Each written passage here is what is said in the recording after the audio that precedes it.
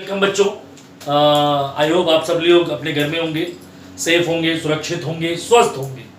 तो सबसे ज़्यादा ज़रूरी है स्वस्थ। तो लास्ट लेक्चर में जैसा कि मैंने आप सभी लोगों को बताया था आपके प्लाज्मा मेम्ब्रेन के बारे में, उसकी स्ट्रक्चर बताई थी। मैंने आपको बताया था कि नेक्स्ट लेक्चर में मैं आपको प्रोटोप्लाज्म और प्लाज्मा मेम्ब्रेन के फंक्शन के बारे में बताऊंगा। फंक्शन में भी जो मेन फंक्शन है इसका, वैसे तो इसका जो फंक्शन है कि भाई आउटर कंडीशन और साइटोप्लाज्मिक कंडीशंस यानी दोनों मटेरियल्स को आइसोलेट करना, एक्सटर्नल एटमॉस्फेयर से सेल के अंदर के मटेरियल को आइसोलेट करना इसका मेन फंक्शन है। लेकिन इनके अलावा ट्रांसपोर्टेशन में भी एक इंपॉर्टेंट रोल प्ले करता है। अच्छा, ट्रांसपोर्टेशन मतलब स्थानांतरण, वेरियस मटेरियल्स मॉलिक्यूल्स का इधर से उधर ट्रांसपोर्टेशन। ट्रांसपोर्टेशन भी दो तरीके का। अगर मॉलिक्यूल जिसका मूवमेंट हो रहा है उसके हाई कंसंट्रेशन से लो कंसंट्रेशन की तरफ मॉलिक्यूल मूव कर रहा है, यानी along with the concentration gradient अगर मॉलिक्यूल का मूवमेंट है, तो इस प्रोसेस को डिफ्यूजन कहेंगे। No energy required in this process. क्योंकि जब आप साइकिल चलाते हैं, पीछे से हवा पड़ी, आप साइकिल चला रहे हैं, तो आपकी एनर्जी खर्च ही नहीं होती, आप अपने आप चलते चले जाते हैं। लेकिन उसी जगह पर अगर सामने से हवा चल रही हो, मतलब अगेंस्ट द कंसंट्रेशन ग्रेडियंट, तो आपको साइकिल चलाने में ज्यादा एनर्जी खर्चा करनी पड़ेगी। ठीक उसी तरीके से अगर सपोज करो एक ए मॉलिक्यूल है जिसका वॉल के इस तरफ यानी इस तरफ उसका कंसंट्रेशन 100 मॉलिक्यूल है, इस तरफ उसके मॉलिक्यूल 100 है, सॉरी 100 थे और इधर 10 है।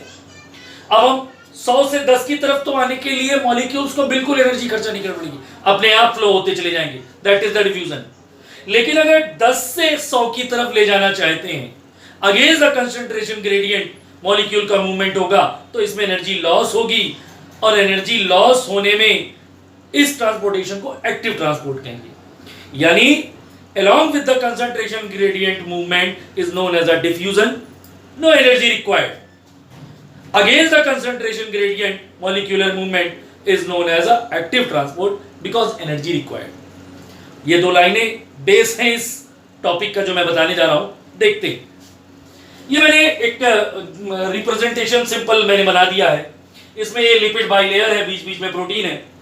हाई कंसंट्रेशन से लो कंसंट्रेशन की तरफ ट्रांसपोर्टिंग मॉलिक्यूल जो मूव कर रहे हैं, आ रहे हैं आसानी से बिना किसी प्रेशर के अपने हाई से अपने लो की तरफ, that is known as simple diffusion. लेकिन अगर यही ट्रांसपोर्टेशन मैंने टनल प्रोटीन्स के बारे में बताया था, उनके थ्रू ये मूवमेंट होता है, तो इस टाइप के डिफ्यूजन को चैनल मीडिएटेड डिफ्यूजन कहेंगे, क्योंकि उस समय ट्रांसपोर्टेशन के लिए रास्ता देने का काम चैनल प्रोटीन्स कर रहे हैं।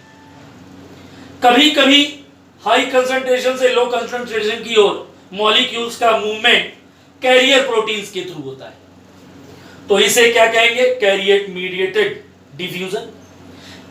अच्छा, यहां पर भी आप कहेंगे भाई कैरियर मीडिएटेड, मैंने बोला हाई से लो, अभी इधर किधर से किधर हो रहा, कैरियर मीडिएटेड प्रोटीन की हेल्प से। अगर लो से हाई की तरफ जा रहा है, तो इसके लिए क्या खर्चा करनी पड़ रही? एनर्जी। कौन सा ट्रांसपोर्ट हो गया? Active transport against the concentration gradient, क्योंकि इधर मॉलिक्यूल्स का कंसंट्रेशन, जिन मॉलिक्यूल्स को मूव करना है उनका कंसंट्रेशन ये इधर कंसंट्रेटेड कंडीशन में है, यानी मॉलिक्यूल जो मूव हो रहे हैं वो इधर ज्यादा हैं और इस तरफ वो मॉलिक्यूल प्लाज्मा मेम्ब्रेन के कम है। तो आप समझ गए कि कंसंट्रेशन ज्यादा किधर है। जब लो से हाई की तरफ जो हमारा ट्रांसपोर्टेड मॉलिक्यूल है मूव करता है, तो इसके लिए एनर्जी खर्चा होगी, तो ये एक्टिव ट्रांसपोर्ट है। इधर आते कैरियर मीडिएटेड डिफ्यूजन जो है, ये 3 टाइप में मैंने इसको डिवाइड कर दिया। अगर एक ही डायरेक्शन में बहुत सारे एक जैसे मॉलिक्यूल मूव कर रहे हैं, तो इसे क्या कहेंगे? यूनिपोर्ट। एक जैसे मॉलिक्यूल एक ही डायरेक्शन में हाई से लो भागते चले आ रहे हैं कैरियर प्रोटीन की हेल्प से। सिम्पोर्ट का मतलब क्या होता है? 2 डिफरेंट टाइप के मॉलिक्यूल्स अपने हाई से अपने लो की तरफ आ रहे हैं, that is known as a symport. लेकिन एक होता है जिसे कहते हैं एंटीपोर्ट। एंटीपोर्ट में क्या होता है? कैरियर मीडिएटेड प्रोटीन में एक मॉलिक्यूल ऊपर से नीचे अपने हाई से लो जा रहा और दूसरा नीचे से ऊपर की तरफ जा रहा, यानी अपने हाई से अपने लो की तरफ जा रहा। तो जब डिफरेंट डायरेक्शन में मॉलिक्यूल्स का मूवमेंट होता है, किसकी हेल्प से?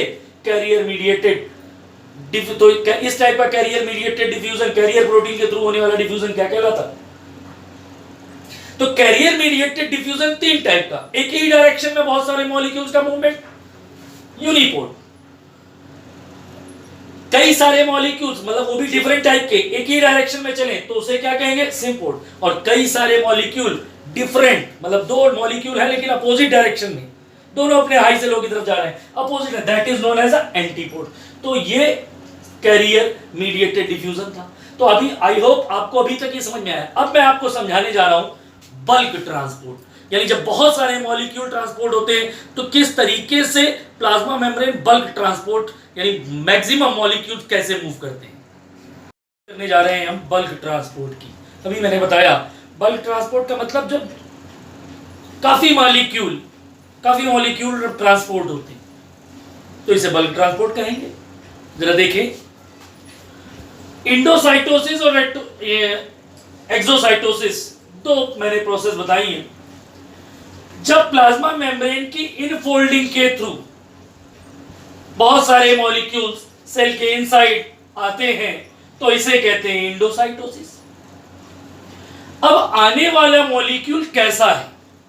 अगर आने वाला मॉलिक्यूल जिसे सेल रिसीव कर रही है वो लिक्विड है तो इस प्रोसेस को पिनोसाइटोसिस कहेंगे। Specially for the intake of liquid molecule the endocytosis is known as a pinocytosis.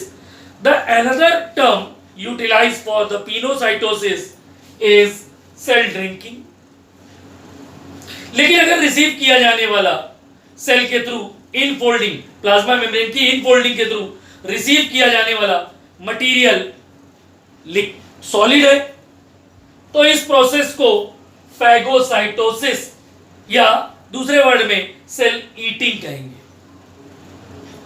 अब बात आती है, अगर प्लाज्मा मेम्ब्रेन आउटफोल्डिंग के थ्रू मटेरियल बाहर एग्जिट कर रही है तो इस प्रोसेस को एक्सोसाइटोसिस कहते हैं।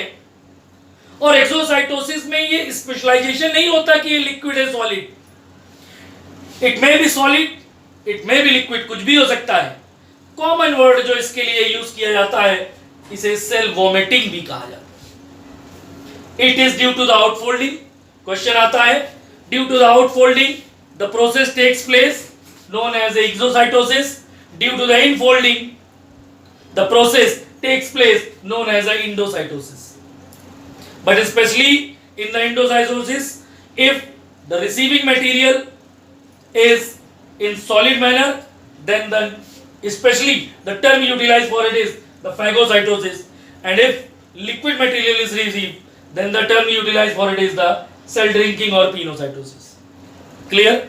अब इसके अलावा प्लाज्मा मेम्ब्रेन का एक वर्क मैं आपको और बता दे रहा हूं। जब सेल डिवीजन होता है किसी एनिमल सेल का तो प्लाज्मा मेम्ब्रेन अंदर की तरफ इम्बेडेड होकर के 2 सेल बनाती है सेल डिवीजन की लास्ट स्टेप में, यानी सेंट्रीफ्यूगल डिवीजन जिसे कहते हैं, उसकी हेल्प से ये प्रोसेस होती है। तो सेल डिवीजन मतलब प्लाज्मा मेम्ब्रेन के बेसिक वर्क मैंने ट्रांसपोर्टेशन बता दिया, सेल डिवीजन में हेल्प करती है।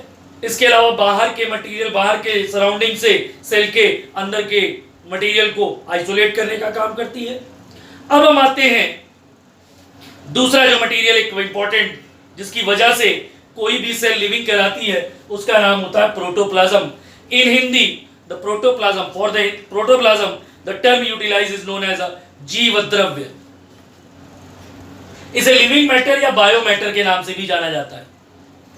प्रोटोप्लाज्म को ये प्रोटोप्लाज्म बहुत बाद में दिया गया, जब पहली बार इसे कोड किया गया, देखा गया, तब इसे सारकोड नाम दिया और दिया नाम फ्रेंच बायोलॉजिस्ट डुजार्डिन ने। इसके बाद प्रोटोप्लाज्म नाम देने का जो क्रेडिट है वो जाता है पुरकिंजो को, जबकि फिजिकल बेसिस ऑफ लाइफ ये सेंटेंस यानी प्रोटोप्लाज्म का ही पार्ट था साइटोप्लाज्म, और साइटोप्लाज्म ही डेंस होकर के ऑर्गेनेल बनाते थे। अगर ऑर्गेनेल अपनी पर्टिकुलर ऑर्गेनेल कोई ना कोई वर्क परफॉर्म करता है जिसकी वजह से सेल लिविंग रहती है, जिंदा रहती है।